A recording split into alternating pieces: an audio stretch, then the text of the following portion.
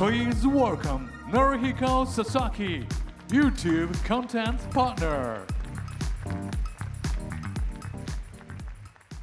ようこそお越しくださいました。はい、お願いします。ちょっとヒロさんの後だとちょっと辛いかもしれないですけど、はい、ちょっと熱くビジネスを語っていきたいと思います。ありがとうございます、楽しみにしております。それではまずは私の方から佐々木典彦さんのご紹介をさせていただきます。大学をご卒業後、東洋経済新報社に就職、スタンフォード大学大学院留学を経て東洋経済オンライン編集長に就任。その後転職しニュースピックス創刊編集長を務めた後に次世代映像コンテンツの企画プロデュースを行うニュースピックススタジオを設立し CEO に就任。そして2021年にピボットを創業。今勢いのあるビジネス映像メディアの一つであるピボットの経営だけではなく、動画コンテンツ内では自ら MC も務めていらっしゃいます。本日はお話いろいろと伺ってまいります。佐々木さん、よろしくお願いいたします。はい、お願いします。さあ、まずはですね、大学ご卒業後東洋経済新報社から佐々木さんキャリアスタートされたかと思いますが、ご自身のキャリアをどのようにピボットされてきたんでしょうか。はい、私は自分のキャリアを語るときに3回トランスフォーメーションをしたというふうに表現しています。これ1回目がこれデジタル化です。当時ですね、東洋経済では週刊東洋経済という、伝統的な紙媒体を担当してたんですけれども、その後東洋経済オンラインというデジタル媒体のリニューアルに編集長として携わりました。そして2回目がモバイル化です。モバイル化の波に着目し、東洋経済からニュースピックスに移り、ソーシャル経済メディアの開発を進めました。そして最後に3つ目が今日のテーマでもある動画化です。やっぱりニュースピックス時代に動画化のトレンドを強く感じてですね、ニュースピックススタジオを立ち上げました。その後より動画ファーストのビジネスメディアを世に送り出すべくピボットを創業しました。ありがとうございます。直近で言いますとピボットの創業というのが大変大きなマイルストーンかと思いますが、なぜ起業という厳しい道を選ばれたんでしょうか。はい、やはりこのコンテンツの動画化というこのメガトレンドを舞台にして、やっぱり自分自身で資金を調達してこれ最強のメンバーでこの勝負をしたいなと思ったからです。もともと私は学生の頃からこのメディア作りコンテンツ作りに強い興味がありまして、今後メディアがどうなるのかコンテンツがどうなるのかということにやっぱ強い興味を持ってずっと考えてきたんですね。それでやはりデバイスや通信のこの発達の後押しもあり、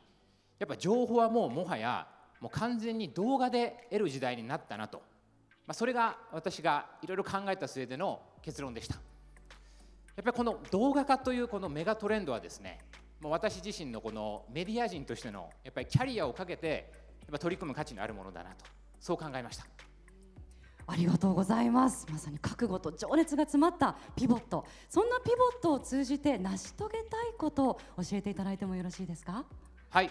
私は日本 3.0 という本を書くぐらいちょっと日本オタクなところがありまして、今日本も課題がいっぱいありますけど、やっぱこの日本をどうにかしたいなというやっぱ強い思いがあります。そしてそういった日本をピボットするためには、これピボット方向転換するためにはやはり大人がですね生き生きと学び続けて、やっぱり自分自身と時代に合った仕事に挑んでいくこと、そしてやはりこの日本全体のビジネスや投資やテクノロジーなどのこのリテラシーを上げていくこと、これがやっぱり必要だというふうに考えました。そしてやっぱりメディアは大人の学校みたいなところがありますので、ピボットが最先端の知識をこの動画を通じてこの皆さんにお届けすることで、日本の知のアップといいますか増進に貢献したいなと、そう思ってこれをピボットのミッションに掲げて創業しました。ありがとうございます。では次に具体的なピボットのコンテンツ作りに関してお伺いしたいと思います。日々どのようなお考えで取り組まれているんでしょうか。はい、我々ビジョンをですね、コンテンツの力で経済と人を動かすというふうに掲げてるんですけれども、これを実現するために大事にしていることが2つあります。1つ目はやはり徹底的な動画ファーストです。やはりビジネスコンテンツももう活字だけではなく動画でも見られる時代になりました。ここにいらっしゃる皆様も多分オンライン動画で、ビジネスの情報を得ることが増えているのではないかなというふうに思うんですね。ただ世界を見渡してももう動画に完全に振り切っているビジネスメディアって、ほぼないんですね。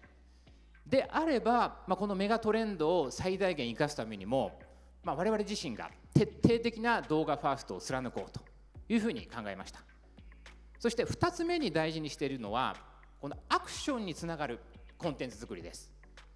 これコンテンツですので、勉強になるのは当たり前で、その上でやはり重視しているのは実際に視聴者の方々のアクションにつながるかどうか、そこを大事にしています。例えばピボットの中で出てきた動画の知識をビジネスで実践してみたら、仕事でうまくいったと、そういった声もよく聞くんですね。そういった一つ一つのアクションの積み重ね先にやはり日本のピボットが実現できるんではないかなというふうに考えています。ありがとうございます。ただ今の世の中本当にいろんな選択肢があると思うんですが、そんな数ある選択肢の中でも YouTube を中心に活動されているのはなぜでしょうか。はい、まず魅力的なのがやっぱりこの莫大なユーザー層とこの幅広い年齢層ですね。やはり多くのユーザーにコンテンツを届けられるっていうのが我々のビジョンを達成する上でもやっぱり極めて重要ですので YouTube を選びました。あとはですね、当たり前のように聞こえるかもしれませんが、やっぱり広告モデルがしっかり成り立っているおかげで視聴者の方々はコンテンツを存分に楽しむことができます。これは我々のようなコンテンツを広く届けたいと思っているメディアからするとやはり大変ありがたいことだなと感じています。ありがとうございます。佐々木さんのコンテンツ制作ですとかフォーマットの活用法というのも非常に企業のマーケティング戦略において参考になるかとは思うんですが、ぜひ今日は普段どのような視点でコンテンツを制作されているか、こちらもお伺いできますと幸いです。はい、やはり視聴者の方々のこのコンテンツ接触の変化に合わせてこの制作の手法や戦略も日々見直すように心がけています。例えば先ほども説明にもありました通り、コネクテッドテレビで見る人が今増えてますので、やっぱりスマホ視聴だけの感覚で制作していてはやっぱり良くないということで、やっぱり絵作りにおいてもこの大画面に耐えられる高いクオリティが求められる傾向が出てきています。そこで私たちは大画面でこそ映えるようなコンテンツも制作しています。例えばですね、新しい試みとしてこれ海外ロケを行ってドキュメンタリーでコンテンツを作ったという例がありまして、我々のメンバーの一人でもある国山ハセンがフィンランドに出向き、